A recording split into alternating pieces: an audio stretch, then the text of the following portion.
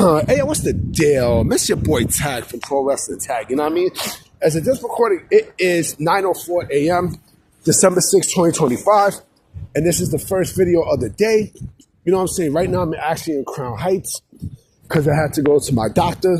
You know what I mean? I got a physical I had to take. You know what I mean? I got to take my annually physical.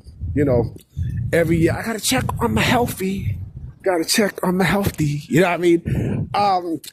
So last night was TNA Final Resolution, right?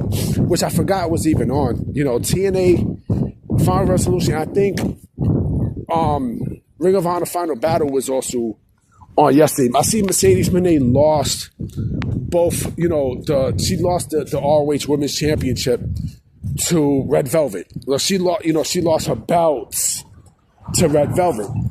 Which to me, I don't think it means anything because she's still, you know, I think honestly, this is just, you know, a way for people to get off her back, you know, about her trying to manipulate creative and such. Like, she still got creative control. She still has creative control. You know, people say, oh, the downfall. She's still going to do bullshit. So I don't really look at this as a pure victory, right? But anyway, so TNA had Final Resolution last night. And, you know, there were a couple of people who made their debut. Who actually made their debut, you know, from AEW onto TNA. You know, if I sound just means I'm putting my gloves on. Bear Bronson made his debut, right? As well as The Righteous, which I'm shocked. Because I think, you know, or maybe this is the plan from WWE. Because I think what it is that, you know, I heard that that WWE was getting ready to sign The Righteous. But I think they told him, you know what, go to TNA first. Go to TNA and, you know, we'll come get you guys at a later time. Because, you know, we got so many call-ups and such. So I think that's basically what they basically told him, right? Remember, WWE still controls the masses. Like I said before, I'm going to say this one more time for you slow motherfuckers, okay? You know, TNA at this point has to get WWE's approval who they sign and who they don't sign, okay? But this tells me that there's going to be a lot of people leaving TNA to go to WWE. And there was a report, and I'm trying to think of who the person was who reported. I think it might have been Meltzer, who stated that those same people who TNA is trying to lock contracts for, right, are also talking with WWE. So I think it's going to be a two-way thing where, you know, it's like I said, it's a pipeline situation. The same way that we've seen Jordan Grace and Joe Hendry, we're going to see that with TNA stars. Right, there were some names that was there, like, you know, Mike Santana's going to NXT. Like that's you know what I'm saying, that right there, that's inevitable. Like, we know he's going to be NXT bound, right? Then you got, let me see, AJ Francis, Top Dollar. You know, there's talks of him actually, going back to WWE, but I don't know what purpose he serves at this point. Steve Macklin, I can see Steve Macklin go to WWE. You know what I mean? I can see that taking place. Mustafa Ali, keep him in, I was going to say AEW. Keep him in TNA. And I think Zachary Wentz as well. If Zachary Wentz goes, that means all of, lick of blood crying. Like, yeah, you see what I said, right? I ain't scared. Rasta man. But wherever Zachary Wentz goes, the whole Radicals go, right? You know, the whole, you know, I mean, the Radicals are okay. They're an okay team, but I just can't see, you know, I can't see WWE like completely investing their time and power into, you know, into the trio. I can't. But I can definitely see a lot, because think about this. There was also a report, too, that WWE is getting ready to call up a lot of NXT talent. A lot.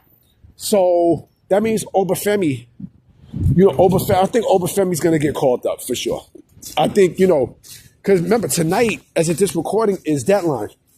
And whoever wins between him and Ricky Saints for the NXT Heavyweight Championship will face Cody Rhodes at the Saturday night's main event, like a showcase. Right? And that gives a nice big stamp for approval, for sure. And I can actually see, come on, WWE wants to create stars, right? So I can see them actually, putting the rocket up to Obafemi and be that guy, because again, Obafemi is a product of the NIL program. So, he's fucking great. I mean, he is fucking great. When he's in that ring, he is fucking terrific.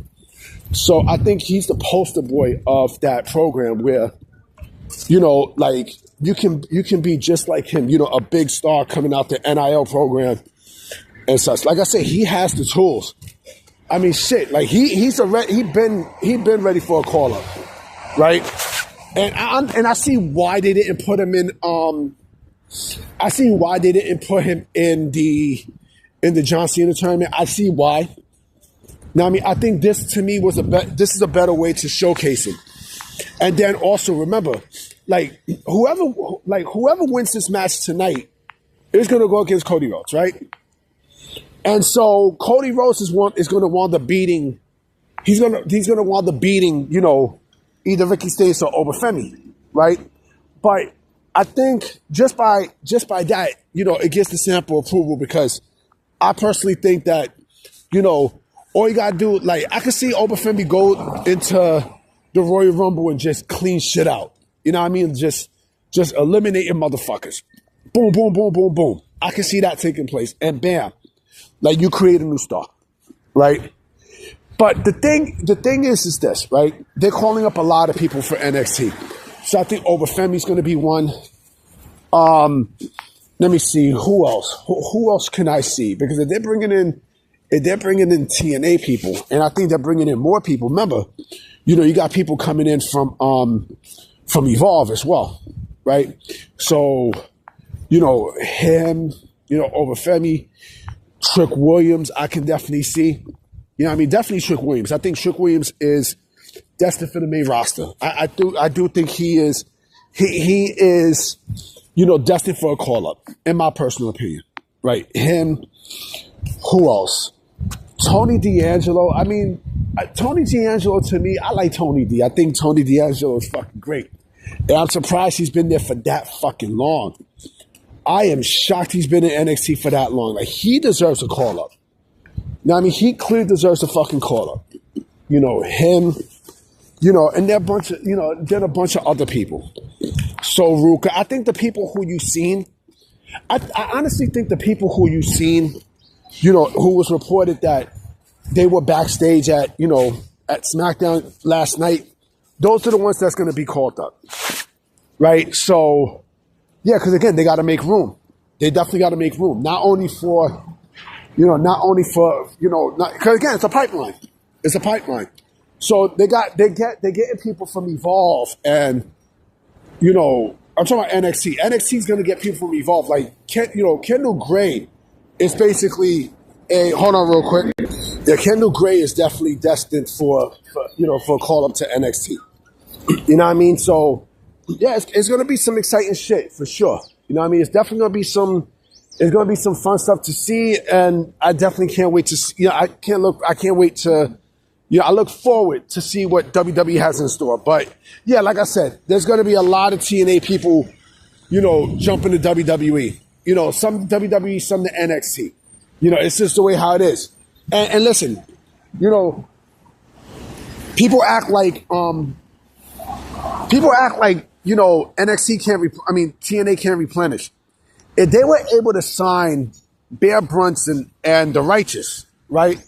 Just imagine who else they'll be able to get in their roster. There's a lot of other people out there who they can clearly get. You know what I'm saying? And I remember saying this a while back. I think, TNA is now being used as a place for WWE to hold on to talent until they're ready to call them up. So, like I said, it's basically like an unofficial second version of TNA. That's their indie. That is TNA's. That's WWE's indie. Like TNA is clearly WWE's fucking indie. So, yeah. So I mean, if y'all don't like it, if y'all don't like the truth, then that's too bad. Too bad. Too bad. Anyway, guys, I'm about to be out. You know what I mean? I definitely will be coming with another video tonight. So I'm gonna holler at y'all. Peace.